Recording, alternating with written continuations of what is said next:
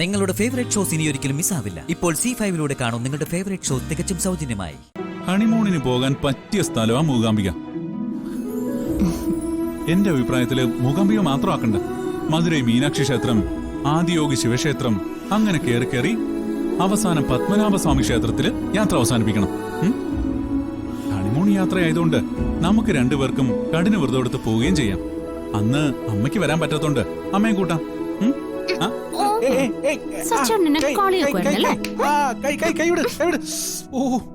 പിന്നല്ലാതെ നമ്മള് പോകുന്നത് ഹണിമൂണിനാ, അല്ലാതെ തീർത്ഥാടന യാത്രയല്ല.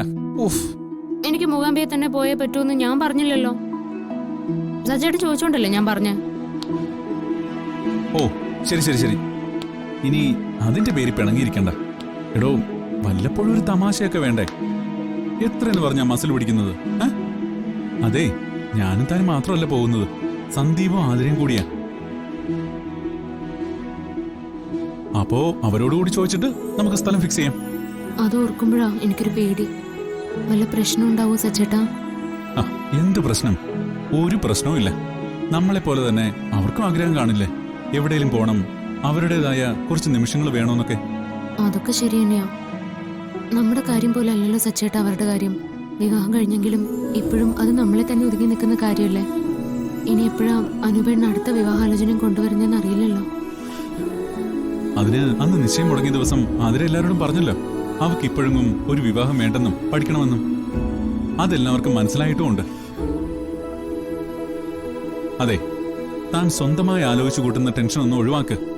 ഈ ടെൻഷനും കൊണ്ട് എവിടെ പോയിട്ട് ഒരു കാര്യമില്ല.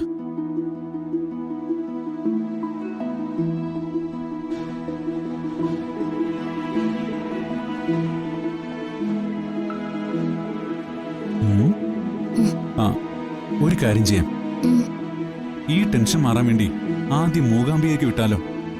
അവിടുന്ന് വേറെ സ്ഥലത്തേക്ക് പോ.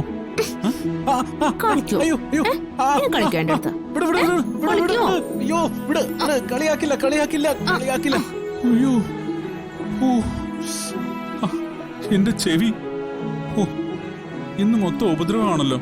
ഇനി കളിയാക്കി ഇനി ഉപദ്രവിക്കും.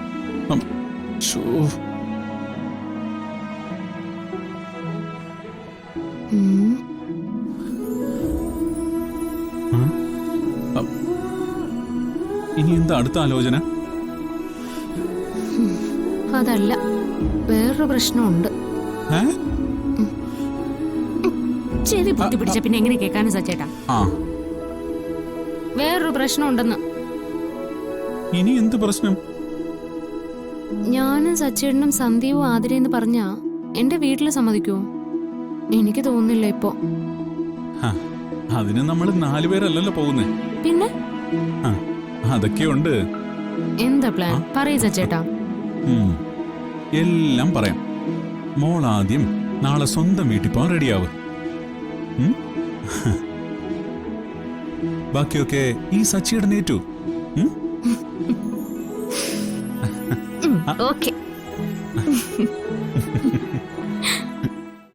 ഡൗൺലോഡ് ചെയ്യൂ C5 ആപ്പ്. കാണൂ എല്ലാ എപ്പിസോഡുകളും സൗജന്യമായി.